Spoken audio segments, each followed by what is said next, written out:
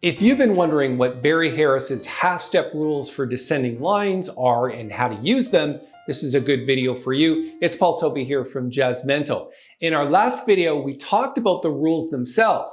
In this video, we're going to add some arpeggios to the rules to start making some better bebop lines. If you missed that first video, which talked about the half-step rules for descending lines, I'm going to put a link to it up in the corner. But we are going to talk about them briefly in this video as well. Let's dive in and get started because we went through all of this stuff in the last video. Those are the actual rules, and then we had an exercise on how to do the rules over an F7 dominant chord. Now in this video, we're going to add arpeggios. Now there's 4 types of arpeggios that you can use on a dominant chord. If we follow the notes of the dominant 7th scale, when you make arpeggios out of chord tones, you get first an F7, simply an F7 in root position. Then if you start on the 3rd,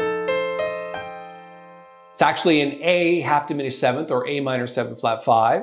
Then if you start on the 5th, you get a C minor chord. And then when you get to the 7th, you get an E flat major 7th chord. How do we actually apply these rules when using these arpeggios? It goes like this. When you start with the F7 arpeggio, there's a couple of ways to resolve that.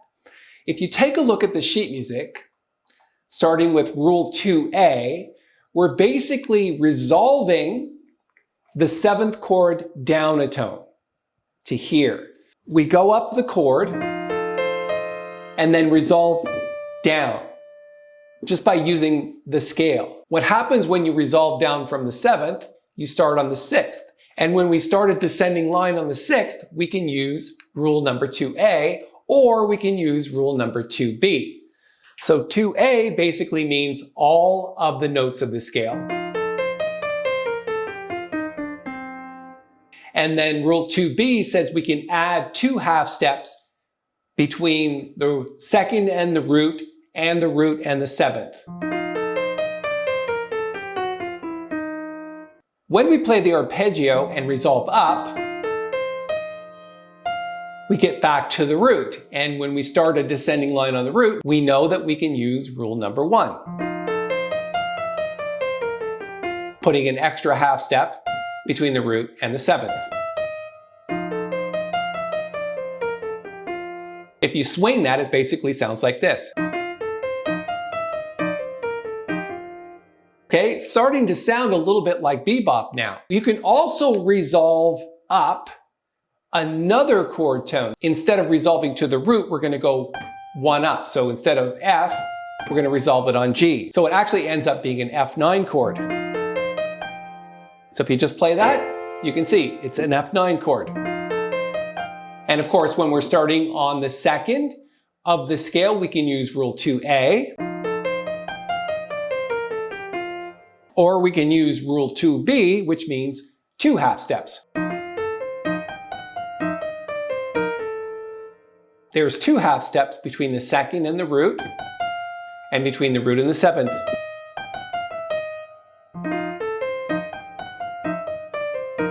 That sounds even more bebop because when you start using chromatic scales like that, things start to really sound interesting. Let's move on to the next arpeggio, which means instead of starting on 1, we're starting on 3. So that's our A half diminished 7th chord. Rule number 1 applies here because when we resolve down, we're resolving down to the root. We can use rule number 1.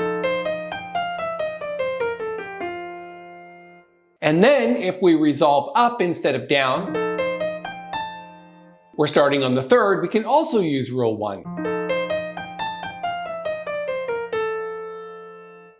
But also because we're starting on the 3rd, we can use rule number 3 as well, which means 3 half steps. So here's rule number 1. Here's rule number 3. If we continue our A half diminished 7th chord, and instead of resolving up chord tone, we're going to resolve up a 3rd, up to the B flat, we're starting on the fourth, which means now we can use rule 2A. So we're here, we're resolving up to the B flat, which is the fourth of the scale, and now we can apply rule 2A.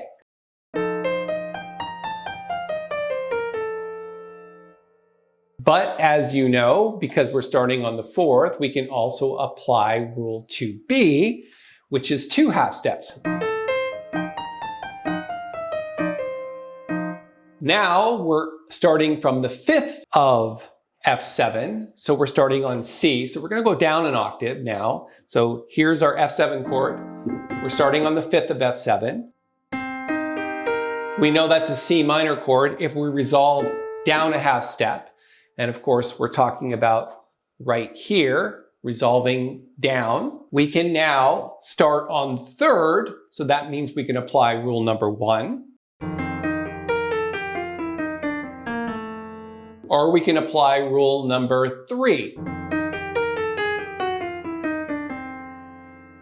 You see how this starts to make sense after a while? Whatever note of the scale you're starting on, you can apply basically a half step rule for each of those descending lines. So in this case, we're starting on the third. That's the third of F7. Rule number 1 or rule number 3. Next, we're resolving up to the C here, and of course here as well. So we can either apply rule number 1 or rule number 3 because we're starting on the fifth of the scale. So rule number 1 would be this. Or rule number 3, which includes 3 half steps. Then, if we resolve up another third instead of a tone, we're going all the way up to a D. That makes a C minor 9 chord. So we're starting here. That's the sixth of the scale. We know that we can apply either rule 2A or rule 2B.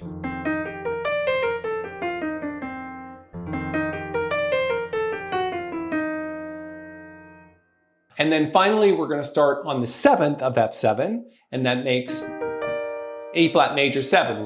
We're going to resolve down first to the C, then we're going to resolve up to the E flat, and then we're going to resolve up a third to the F. So the first one resolves to C, which is the fifth of the scale. We know we can apply either rule number 1 or rule number 3. Or rule 3. And then what we're going to do is resolve up a tone to E flat. So E flat, we're starting on the seventh. Also, we can apply rule number 1 or rule number 3. Or rule 3. And then finally, one last one where we're resolving up a third. It's basically an E flat major 9 chord. We're resolving to the root. We can use rule number 1. And then what you want to do is add rhythm in the left hand, an eighth note on the and of 4 and an eighth note on the and of 2. So basically, if we were starting to play the exercise, it would sound like this.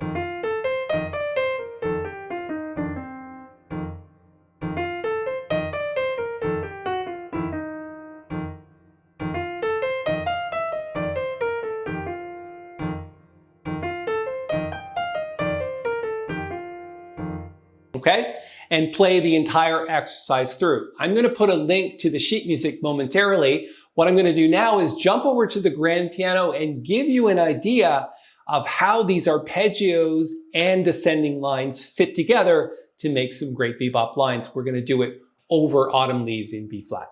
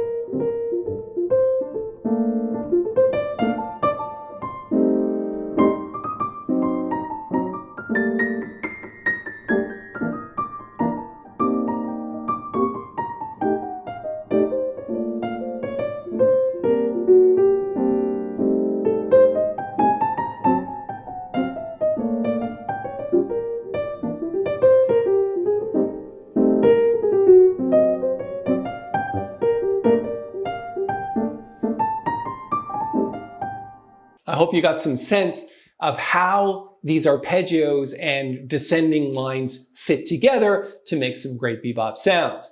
What I'm going to do now is post a link to the sheet music that we talked about today. It's absolutely free to download it.